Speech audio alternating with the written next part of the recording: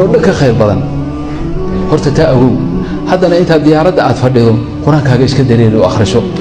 oo wardigaaga mar raha ka tagin midna waan ku sheegaya baan adigu mihnadaadu wadiifadaadu shaqadaadu waa dareewal baa tahay kan gaariga wada dareewal ka diyaaradda wadana waa dareewal laakiin dadku diyaaradda jecel yihiin waa wax cirka sidiisa waa la jecel yahay waxa ka xirxay hadda wajiga iyo lugaha kale la jecel yahay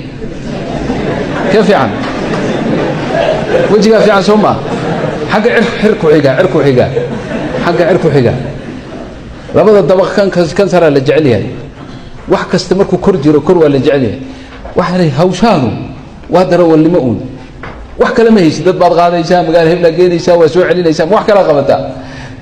hayena ku dhaafin quraanku isoo ku dhaafin waxaan u maleyn markii waan badiyay Soomaa tawfiiqda Allah na waafajiyo